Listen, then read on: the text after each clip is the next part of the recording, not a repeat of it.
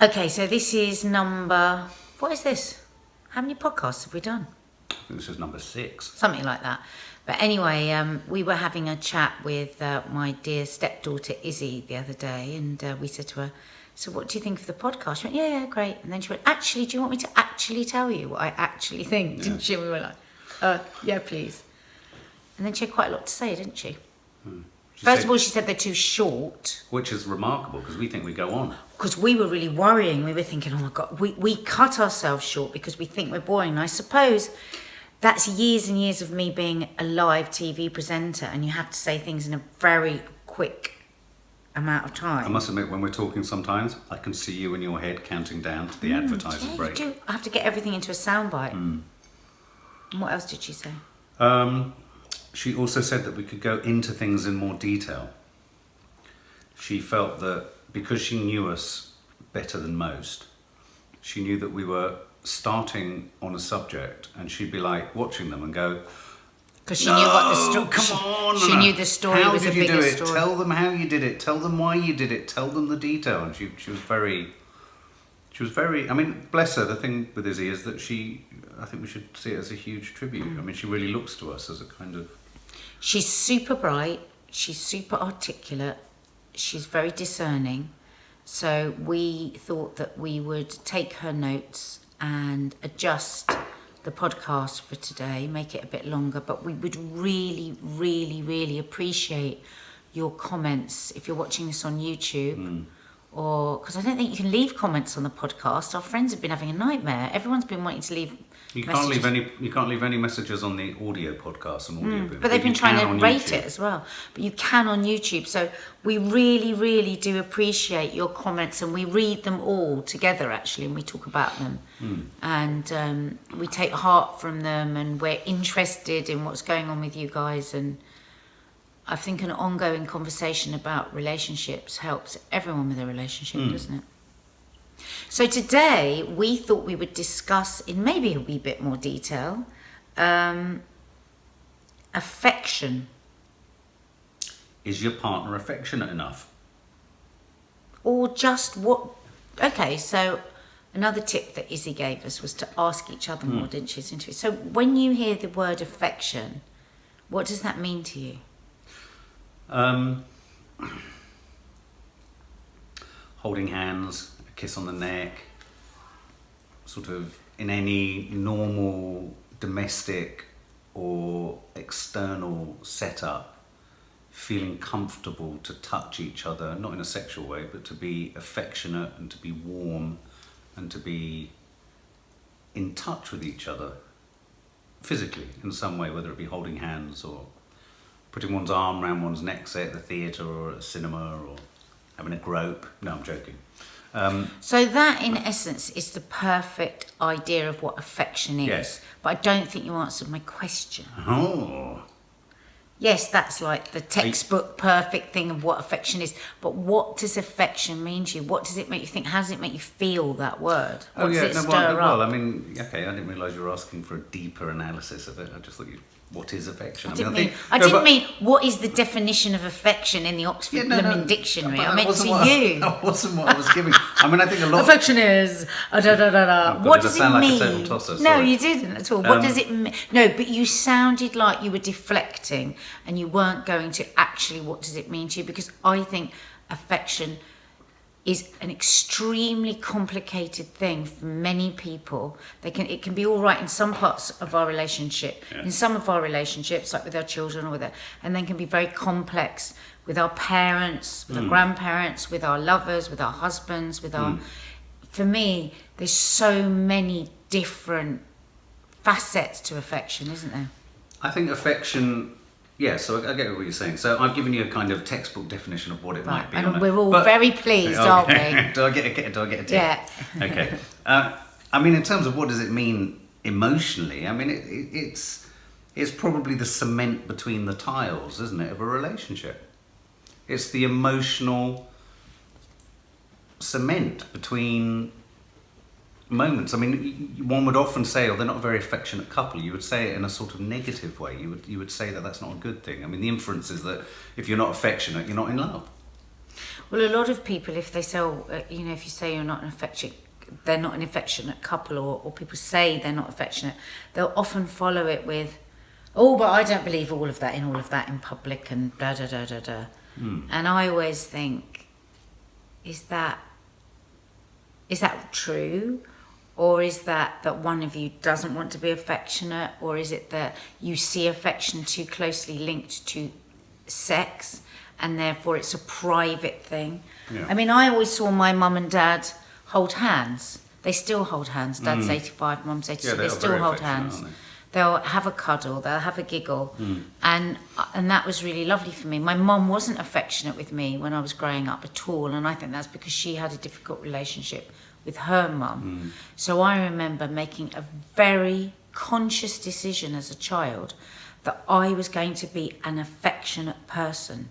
Right. I was going to have children, and I was going to be incredibly affectionate with them all the time, and I was going to be the sort of person that hugged my friends and looped arms with my girlfriends and was cuddly with my boyfriends. I made the decision. So it was a conscious decision, and so what you're secretly saying is secretly you're possibly not a very affectionate person. You decided to play the part.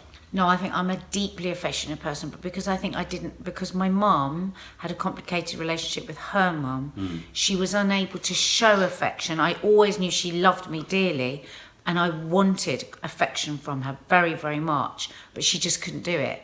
So I hadn't learned it, because I think you learn it. It's like anything else, isn't it? But it is interesting. I mean, as you start to, we're now doing what Izzy suggested and looking into it in more detail, because of course, affection can lead into flirtation in a relationship. I mean, there's a difference between affection between a parent and a child and affection between a couple. But I believe that it shouldn't be. I think it's because we get complicated. As soon as something becomes a sexual relationship, affection becomes complicated, and that, I think, is such a sadness. But you wouldn't kiss Maddie and Kiki on the neck in the same way. You would show affection with me in a different way. Yeah, I mean, I haven't thinking about it now. I'm just literally thinking of the last time you've been affectionate with me. I do snuggle into the kids' necks and kiss the kids' necks and sniff behind their ear and do. You don't sniff behind my ear anymore. I do. I always sniff behind your ear. You don't Mark, put it's kisses one of in my my kiss box.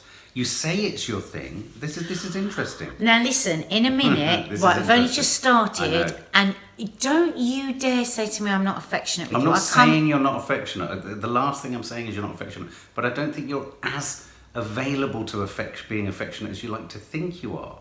I mean, you are an affectionate person. You absolutely are. You're very tactile. No, you're very tactile. But I mean, I would say that you're not an affectionate person. But you see, and when we started in our relationship, it always used to really piss me off, because I'd go, "God, you're not affectionate." You go, "I have been." No, this is a line you're the only person who's ever told me this. Don't talk over, because it's a podcast, darling. Very annoying. Stop timing me out. It's a podcast. Right, can I just answer your previous point? Which was what? When we were first together, and I used to say to you, "Oh, you're not very affectionate," because you're not, naturally. And you said garbage. You said to me a number of the times, and you cannot say you didn't say this, because I remember it as clear as day. You know those epiphany moments in early relationship, and you go, "Oh right," and you said to me, "Well, I've been very affectionate in all my previous relationships." Well, no. What I was saying there, not that I was affectionate in my other relationships and not affectionate with you. But that's what it sounded like. No. But I was flabbergasted that you'd use this description of me, and I'm gonna go even a step further.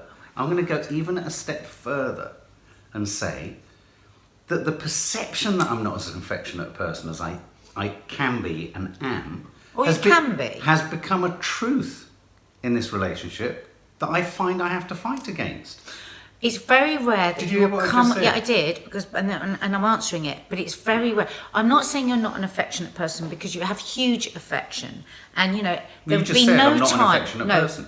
There would be no time that I would come up to you and put my arms around you that you wouldn't put your arms around me, because I think there's a lot of people that are not at all. I would never pull away. I would never nudge away. I would never. No, and I agree with that. But what I think is you find it hard to instigate it, and I think that comes from the fact that you're always insecure. It's like, if I look at you, you'll go, "What are you looking at?" Okay, well, I'm looking at you. Yeah, I mean, I have body dysmorphia, and I think I'm hideous. And all so these you things, don't move towards me.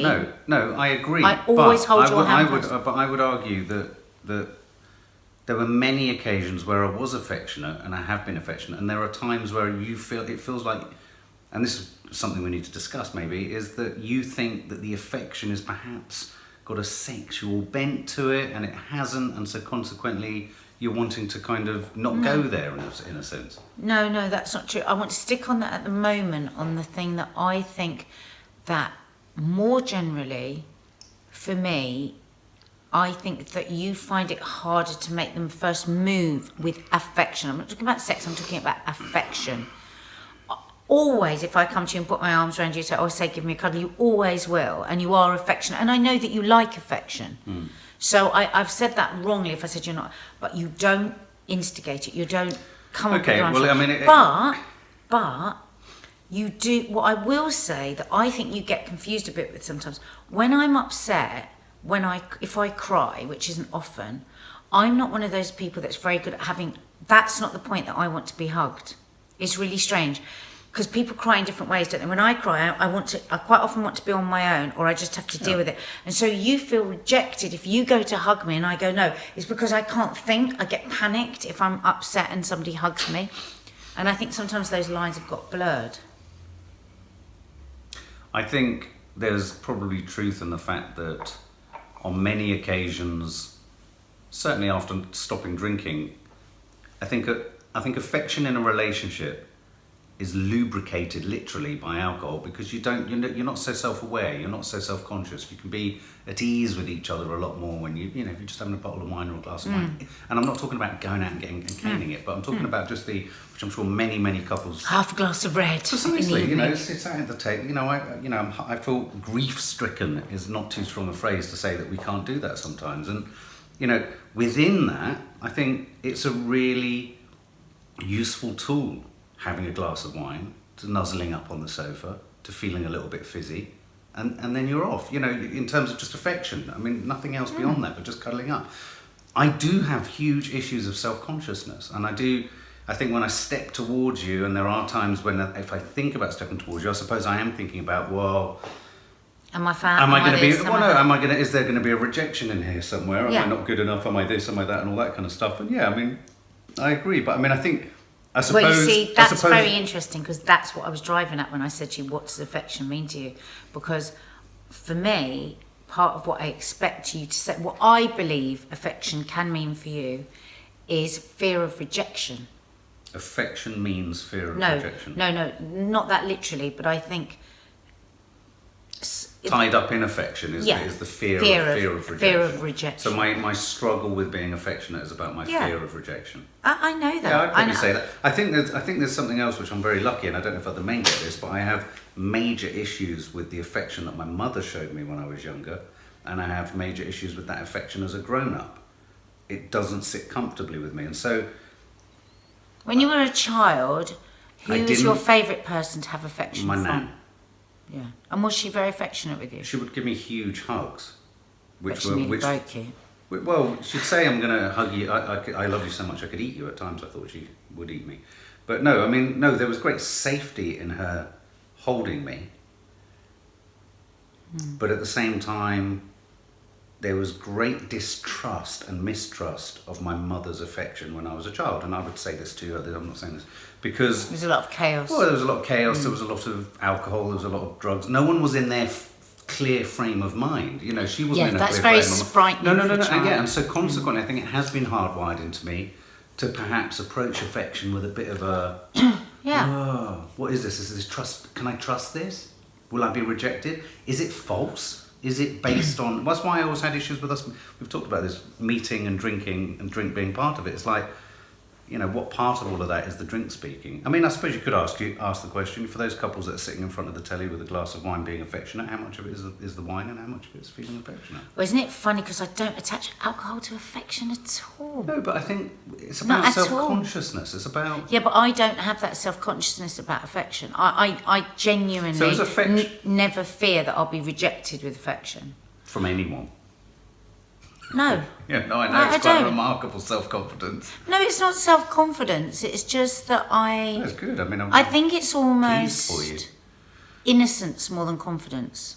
I think it's almost childlike in me. And when you think about that, it's very strange because I didn't have a lot of affection when I was a child.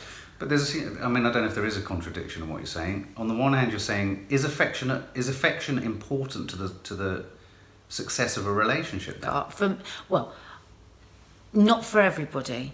Though I have to say, I find that very strange when people say they're not really bothered about affection in a relationship. I don't know whether it can be true.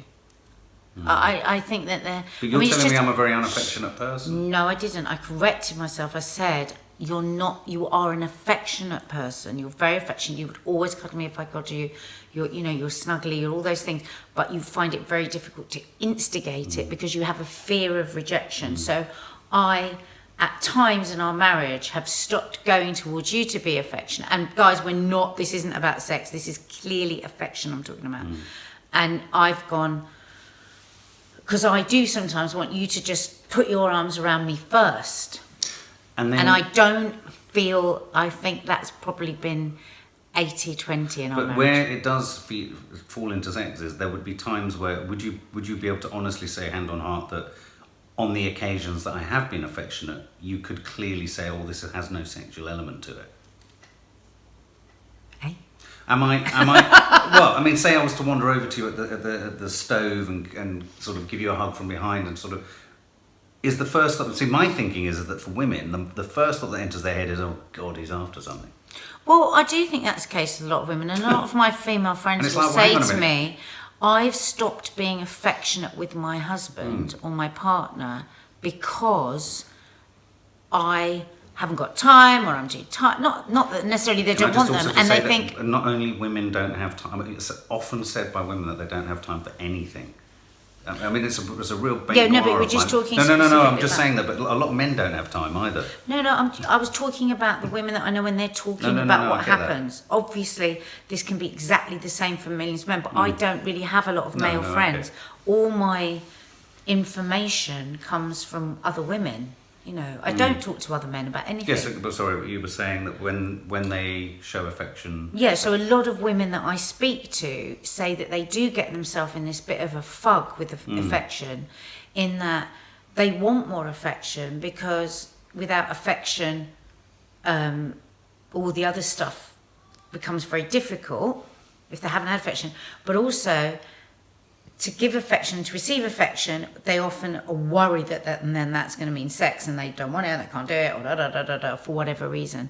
So then there becomes this breakdown and the distance, and then the more distance there is, the more distance there is. But you've just confirmed that affection in a couple is more complicated than affection between parents and a child, because affection does have a sexual or potentially sexual element to it. And I think that's where, there is. I think that, but sorry, it's a shame. It is a shame, but I think that's probably, within that fact is the complications and misunderstandings that happen. Because I think sexual appetite sort of creeps into affection on both sides in different ways, whether it be a lack of it, a less of it, more of it. But equally, I'm not saying here that, women just are always like, oh, get off me, I don't want it. A lot of women do want it, and a lot of men don't want it. So, One of the first things a marriage guidance counsellor or sex counsellor will do for some people that are having problems is say, you are not allowed to have sex.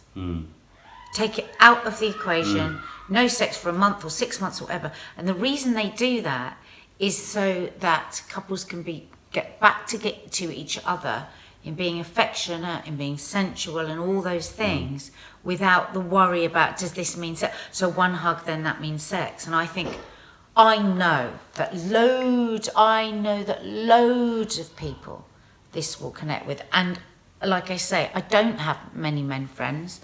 I don't have any men friends really. I don't talk to men about these things. How many straight men? Men? How many men, not straight men, how many men I would love to hear in the comments below. That's just the children upstairs killing each other. If you can hear them. Quiet! Girls! Quiet! Sorry. What's it saying? I don't know. We will have to do an edit there. That's right. No. We've always said we're not going to edit anything. I don't like editing, but... We've always said we'll never edit anything, so let's just keep it. I mean, bellowing girls isn't particularly That's right. nice. What's it saying? When is affection neediness? Well, I don't think you can say that, but I think that But isn't that sometimes the turn off for women? Isn't that when women find men a bit needy? You know, affections. I mean, you've used that phrase with me sometimes when I've tried to be affectionate. You said, "Oh, is you being needy?" Well, I mean, a relationship. Because you have said there is that affection where someone's asking you to fix them type thing. Yeah, I mean, I think it's difficult to say when is affection needy. I think we can say there are different kinds of affection within a marriage, and I think that within a relationship, sometimes it can be needy, and that's just the undulating, part of a relationship, isn't it? We're up and down, we don't know, and part of it can be needy. Sometimes that can be infuriating for either the man or the woman, because they're not in the place. They might be struggling with something anyway, and and if you're looking after children and they're needing you to pick them up and to cuddle them and to do, and the baby wants to be breastfed and and you're just this body. I think for me, there were times in our marriage, especially when the kids were small, it was just like, I haven't got anything else to give. I'm knackered, my boobs are out all the time, I've got another kid wanting attention, I'm breastfeeding, and now you come in for a needy hug, when actually, and I think of the times when I felt like that, retrospectively, if I'd gone, do you know what I need is a real hug, and I need then that would have been better. But I think what happens is you tend to get angry, oh, for God's sake, I've got all this on my plate, now you need a fix me hug. Going back to the thought then that I often choose the wrong time to step in to give you affection. For example, if you see someone crying, it seems to be a pretty standard, quite conventional moment, safe bet that a hug might help the situation. No, I'm not saying it always does, and I know. No, but listen what they said in the prior in, and all the therapists I've ever been in. Don't reach out and hug someone when they're crying, because it stops the cry. It's because it's a natural human thing to want to do it. Of course it is. It's empathetic, it's caring, it's all of that. But actually, the better thing to do is just to listen, to nod, to wait. Because I get kind of like suffocated. If I've got big emotions going on and somebody puts their arms around me, I don't know what to do with myself. I want to just be. Other people do need it. I mean, I think you're more somebody that if you are upset, you do want affection in that moment. Not particularly. Not particularly. I mean, in the old days, I always used to, if you were upset, immediately run and put your arms around them. I really learned that from the Priory, from coming in to see you. Them saying, try not to do that when somebody's crying, just allow them. If any therapists or anything are listening to this, would love it if you left a comment about that, because I'm pretty sure. Yeah, there was the idea that it potentially closed off, it literally suffocates the ability to say stuff, so people start to sort of close down, whereas actually maybe they need to cry a bit more. Yeah, Crying I think a sympathetic, the way therapists do. It's really reassuring, just that sound, like it's okay for you to be upset. Whereas I always feel if somebody puts their arm around me, they want me to stop crying because it's uncomfortable with them. And when I was a kid, my dad, very loving, very affectionate dad, he was lovely, but there was nothing worse in his life than us crying. So he'd want us to stop it as quickly as we could because he would find it too painful.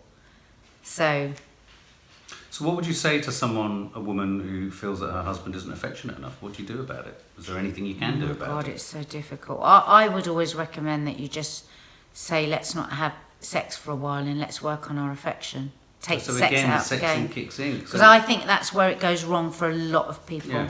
I think it does. I think they get confused. They think if I give a hug, if I take for a hug, if I ask for a hug, then that means within minutes, then that's sex.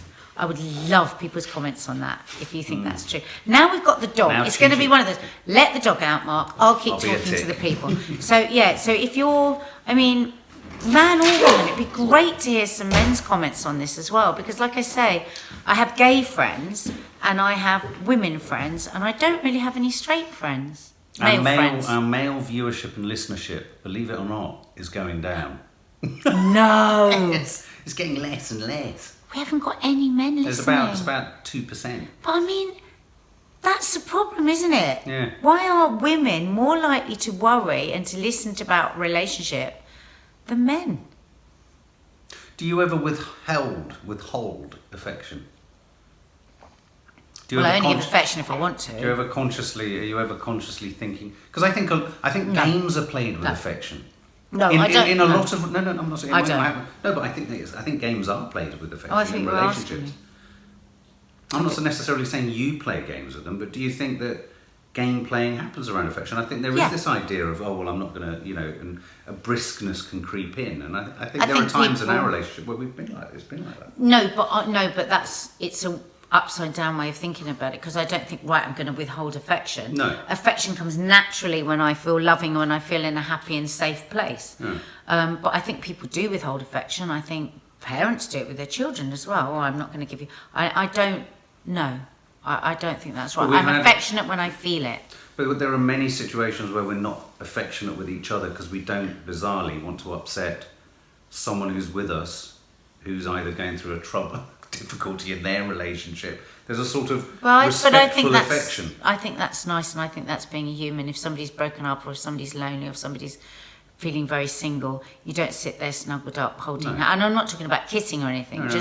I think that's just I just think that's a kindness. When do you think affection? It's like, would you sit opposite somebody that's starving, sucking on a chicken bone and like dipping your chips in your mayo? No, it's the same thing. I'd offer them some.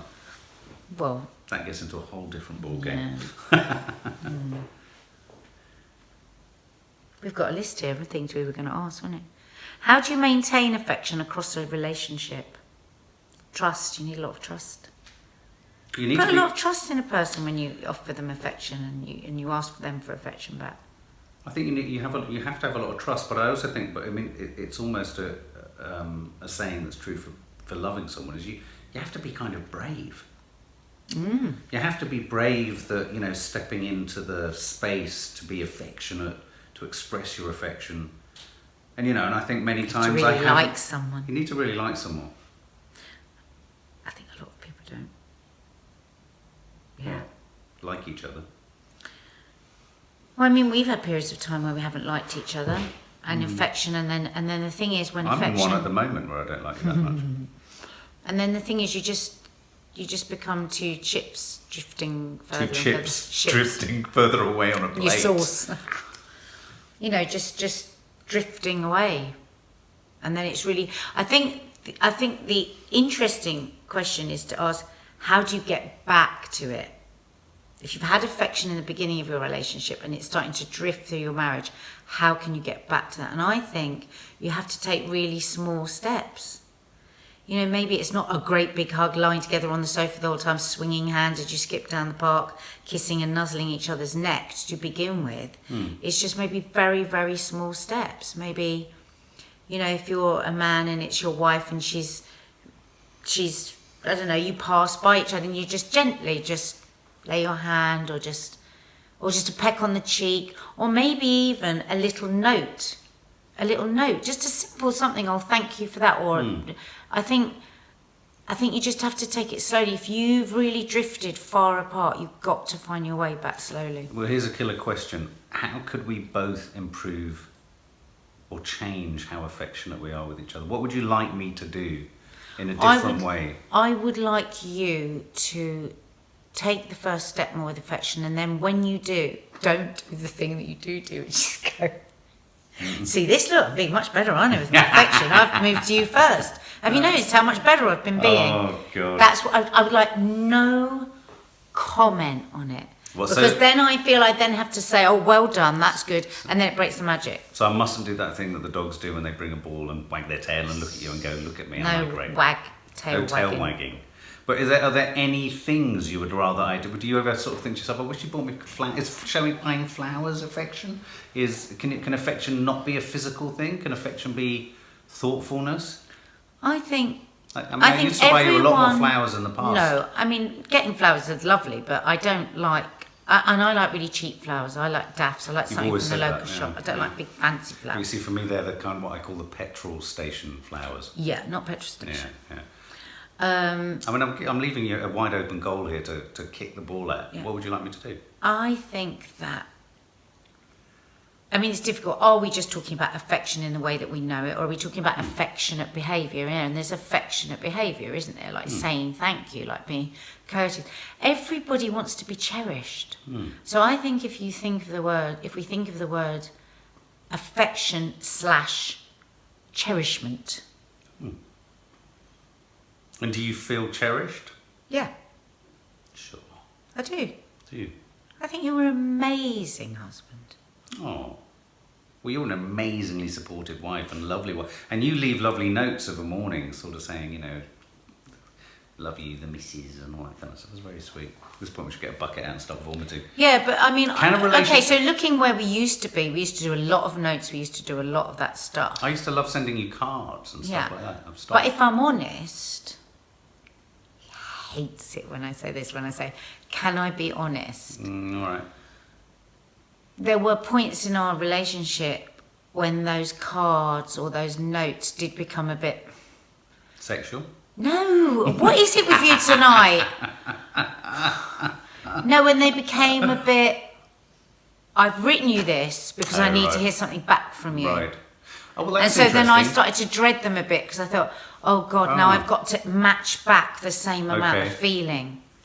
But that's an interesting thing. I think that would resonate for a lot of people. I would say a lot of my previous relationships had that element of, I've been affectionate with you, be affectionate back. Yeah. See, I die. I'm not saying literally or consciously. I don't think Yeah. that that's necessarily something that people would say, I do that No. knowingly, or even I would like it, Consciousness. they would like it in themselves. I think it's a very, you know, relationships are under a lot of pressure with life and Yeah, time yeah, we're and also family bloody and money. busy. We're busy, we're strapped for cash, we're tired. You know, we've all got our own little dreams that are all being quashed and delivered on or not. We're trying to help each other live each other's dreams, and at the same time, your kids grow up. Scared shitless we're going to die the next day. Absolutely, everyone's shitting themselves about everything. Yeah. So, you know, when you get those moments, and I do, you know, the transaction of affection, if you like, those transactional moments where a husband and wife, or a boyfriend and girlfriend, or boyfriend, girlfriend, pass each other in their house or in their... But it is, that's what I mean when I say it's the kind of grout between the tiles. It can be a pleasant grout. Grout is a horrible word for affection, but it works for me. This idea that it bonds the tiles together and it keeps you moving. But I do think there are times where it becomes a bit of a one-upmanship situation. And I'm hearing you. That's why I think transactional is a good word. The transactions, you know, like it happens in relationships as well, where sex becomes almost a transaction. Like, oh God, you know, friends of mine will say, oh God, you know, oh, he's been miserable for weeks because blah blah blah blah, and you think that's just an awful way to live, where you're thinking that there is a transactional part to keep the home happy between and men, you know, and women, or in same-sex relationships. I mean, we mustn't forget that. Hopefully, I really hope there's some same-sex relationships listening to us. Yeah. If you are, can you leave us a comment?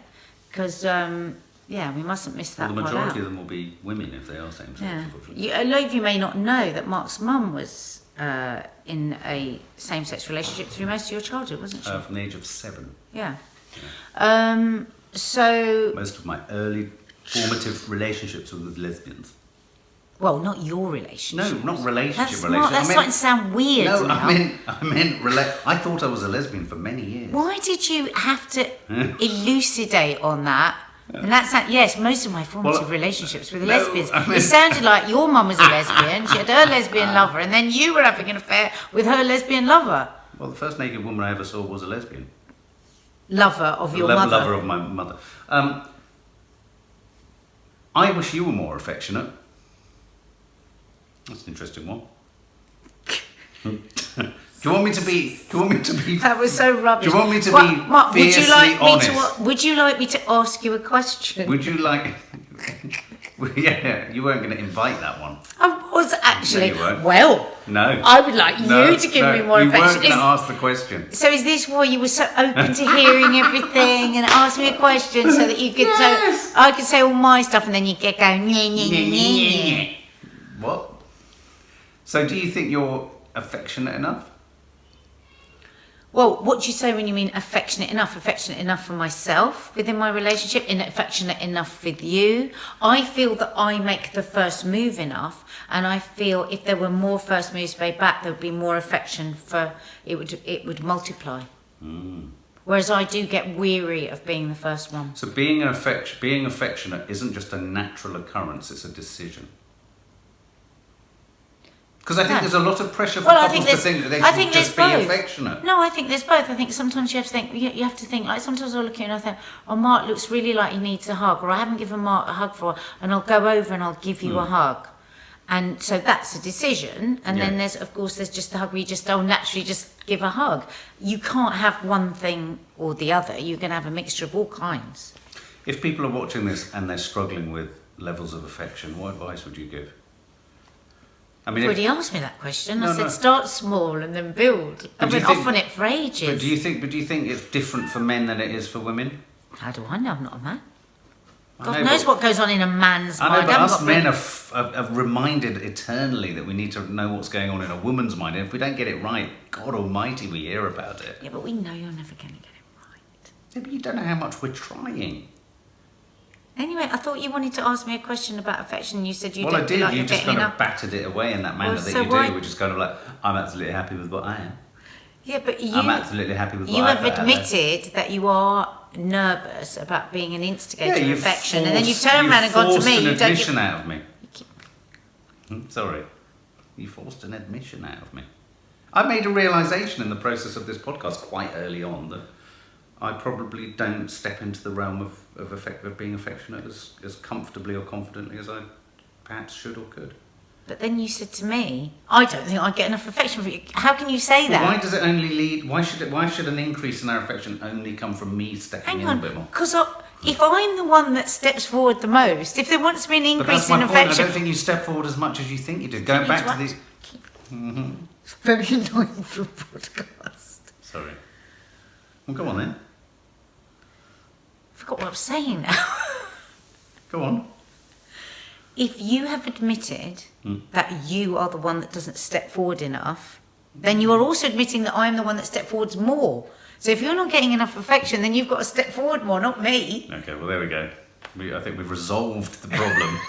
Clearly, I need to step forward a little bit more in my affections. Okay, well, I hope this has been vaguely useful. I think we've... Let's have a look what other questions we wrote down. We've kind of been hitting them all the way through. I mean, any other questions that people have? The other thing that Izzy said was we should return to subjects. You know, there's this idea that we're skating over topics that are often developing in all relationships. So how do you feel if you're perfectly happy and you're just sitting there and you're writing or something, you're doing something, you're busy on your phone, and I come over and I just give you a hug? How does that make you feel? I'm not talking about coming over to fix you because you've had a bad day or just a hug out of nowhere. How does that make you feel? Do you want the honest answer? It's annoying. No, do you want the honest answer? Yeah. I go into an unbridled sense of panic. I knew it. No, well, I think it's good to admit it. The first thing I do is I look down and think, how far is my stomach pointing out? This is why our affection is rubbish. I'm literally taking you. No, but I'm taking you into the micro moments. I think, oh, stomach in. Oh my god, am I right? Oh my god, she's hugging me, and so I suddenly feel like a primped up turkey. Now you see, that is very interesting because that is the distance between us. Because I always feel that. You feel? Why are you asking if you know that? No, I feel that. I didn't know that. You've just said it. I feel that you go. But imagine, I like it. Imagine, but I like you coming over and doing it. So I come over to you. You come over to me. You put your arms around me, and I go. You would read that as like, oh God, she doesn't want me. You know, so there's an awful lot expected of me that I continue to do that, You're even though that's right. how you feel. But if I come over and do that, you think I'm after something else? No, I don't. No. No. Okay, well then, if that's the case, then I will step forward a little bit more. But I was just Well, giving. I'll be interested to see if that happens. I don't actually believe it. Why? I don't know, because we've had this conversation before in the past. But we haven't been this fiercely honest with each I other. suppose I've got a lot of witnesses now, Yeah, haven't a I? little bit. So what we will do is, what date is it now? The Something of January. Yeah. Let's in the something of February have another chat and see if anything's changed. yeah, it's the 13th of January. Okay. That you never put your arm first into me when we go for a walk. You don't put your arm around me first if we're walking the dogs. Never first. Just start to notice that. Don't make any big changes. Just start to notice. Don't do anything differently. So how do I? No, for a week or so, because I'll forget about this blooming conversation by tomorrow. For a week or so, don't do anything differently and just notice. Just notice.